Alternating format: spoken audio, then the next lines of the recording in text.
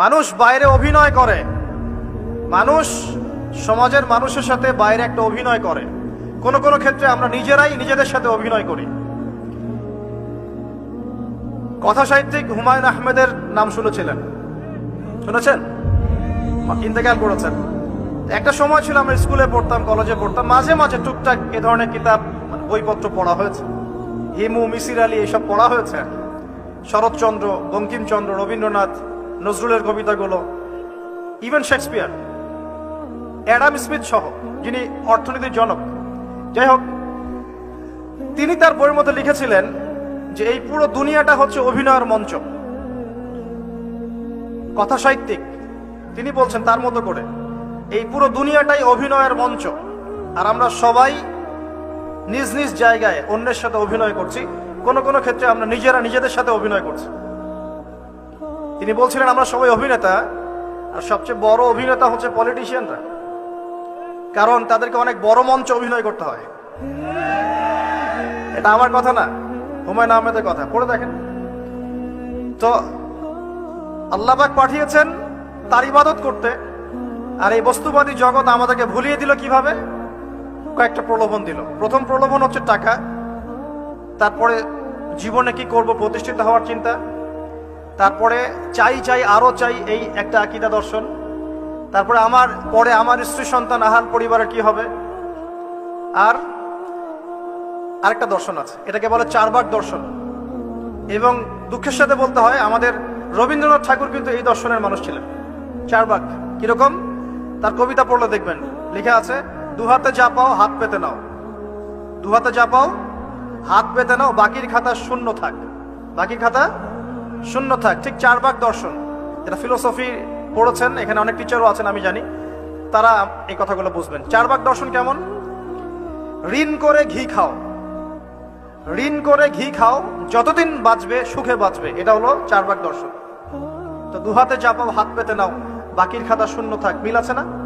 ঋণ করে হলো ঘি খান, যেভাবে হোক ঘি খান আপনি, মানে ঋণ করে হলো ঘি খান, যতদিন বাঁচবেন সুখে বাঁচবেন। তাহলে এই দর্শনগুলো বস্তুবাদী না? বুঝতে পারছেন কিনা? ম্যাটেরিয়ালিজম, বস্তুবাদিতা, মানে আপনি চোখের সামনে যা দেখছেন এই দুনিয়া, যেভাবে হোক অর্জন করে নেন, বাকির খাতা শূন্য থাক।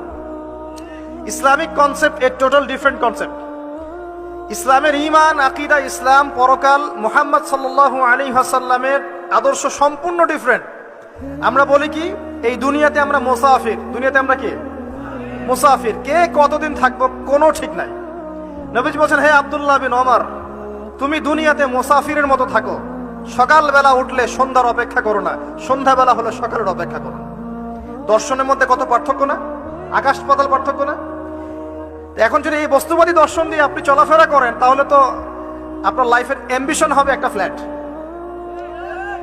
আর ওটা এনি হাও আপনাকে অ্যাচিভ করতে হবে, legal way or illegal way, আপনাকে অ্যাচিভ করতেই হবে, অ্যাচিভ করতেই হবে, যেহেতু আপনার মোটিভটা হচ্ছে ম্যাটেরিয়ালিজম, বস্তুবাদিতা। আর নবী সাল্লাল্লাহু আলাইহি ওয়াসাল্লাম কি বলছেন? সকালে ঘুম থেকে উঠলে সন্ধ্যার অপেক্ষা করো না, সন্ধ্যা বেলায় থাকলে সকালের অপেক্ষা করো না। তুমি দুনিয়াতে মুসাফিরের মতো থাকো, তোমার যতটুকুতে দুনিয়া চলে যায় এতটুকুতে সন্তুষ্ট থাকো। নবীজি আরো বলছেন, তুমি কখনো উপরের দিকে চোখ দিয়ে হেঁটো না, রাস্তায় যখন হাঁটবে উপরের দিকে দেখো না, যারা তোমাদের উপরে আছে ওদের দিকে দেখো না, বরং তুমি দেখো যে তোমার নিচে কারা আছে। আবার বলছি, নবীজি বলছেন, তোমরা হাঁটবে যখন রাস্তায় চলাফেরা করবে, তোমাদের উপরের দিকে দেখবে না যে তোমাদের উপরে কারা আছে, অলওয়েজ দেখবা তোমাদের নিচে কারা আছে, তোমাদের চেয়ে খারাপ কারা আছে। এক ভাইকে আপনি দেখবেন আপনি সুস্থ, তার হাত নাই। আরেক ভাইকে দেখবেন আপনি সুস্থ, তার চোখ নাই। এক ভাইয়ের পা প্যারালাইজড হয়ে গেছে, এক ভাইয়ের বডি প্যারালাইজড, একজন হার্টের রোগী, একজন ডায়াবেটিসের রোগী, আপনি সুস্থ আছেন, অথচ ওই ব্যক্তির অনেক টাকা পয়সা আছে, আপনার নাই। এখানে কে ধনী বলেন দেখি, আপনি না সে? আপনার সুস্থতা আছে। আরেক ভাইয়ের অনেক বড় বড় ফ্ল্যাটস, কিন্তু আপনার এতটুকু নাই, ছোট্ট একটা বাসা। আপনার কষ্ট লাগে, আমারও যদি এমন হতো। ওই বাসায় গিয়ে দেখলেন যে ইন্টারনালি সে ব্যক্তি সুখে নাই, তার পরিবারে অশান্তি, তার পরিবারে হৃদ্যতা, ভালোবাসার বন্ধন নাই। আপনার পরিবারে আছে একটা রিক্সাওয়ালা, সারাদিন রিক্সা চালিয়ে 500-1000 টাকা আর্ন করে বাসায় চলে গেল, গিয়ে বাসা আলু ভর্তা, ডিম ভাজা, ডাল দিয়ে ভাত খাচ্ছে, সুখে আছে দিব্যি, বউয়ের সাথে গল্প করছে, চাঁদ দেখছে। আর সেই তো কবে আপনি ওয়াইফ কিনে চাঁদ দেখেছেন ঠিক নাই।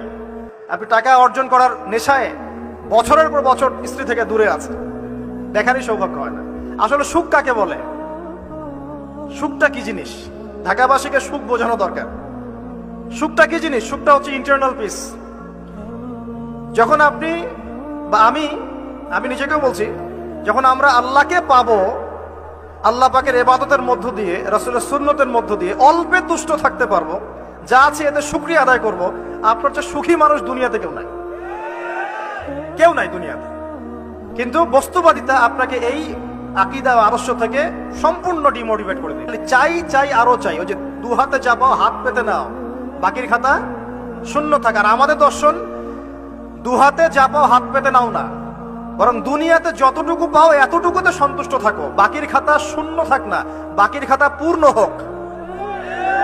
মানে পরকালটা বাকির খাতা না, পরকালের বাকির খাতাটা পূর্ণ হোক। প্রয়োজনে দুনিয়ার সব চলে যায় যাক, প্রয়োজনে দুনিয়ার সব যদি চলেও যায় যাক, তারপরে বাকির খাতা কি হোক? পূর্ণ হোক। এটাই আল্লাহ রাব্বুল আলামিন সূরা আ'লার মধ্যে বলছেন, বাল তুসিরুনাল হায়াতাদ দুনিয়া, তোমরা এই দুনিয়ার জীবনটাকেই প্রাধান্য দিয়ে থাকো। ওয়াল আখিরাতু খায়রুন ওয়া আবকা, কিন্তু আখিরাত হচ্ছে সবচেয়ে উত্তম এবং চিরস্থায়ী। তো প্রিয় ভাই এবং বোনেরা যারা আলোচনা শুনছেন, আজকে আমাদের প্রথম সবক হওয়া উচিত দুনিয়ার নেশায় আমরা না পড়ি। আল্লাহ পাক আমাদেরকে তৌফিক দান। এর মানে এই না আমরা দুনিয়ার প্রোগ্রেসে যাব না, অবশ্যই যাব, আমরা অবশ্যই যাব। পুরো নেশন জাতিগতভাবেই আমাদেরকে এই ওয়ার্ল্ডের সমকক্ষ তো হতে হবে, হবে কি না? আমরা কি ওয়ার্ল্ডের সমকক্ষ হতে পেরেছি? আপনাদের কি মনে হয় যে মিলস, ইন্ডাস্ট্রিজ, ফ্যাক্টরিজ, সেতু, ফ্লাইওভার এইগুলো করলেই মনে হয় যে ওয়ার্ল্ডের সমকক্ষ হওয়া যায়? প্রত্যেক জনগণ ভিতর থেকে সুখী কিনা, তাদের অন্ন, বস্ত্র, চিকিৎসা, শিক্ষা, বাসস্থান, এই যে মৌলিক চাহিদা, বেকারত্ব ঘোচানো, 3 বেলা খেয়ে পরে বাঁচা, জীবনের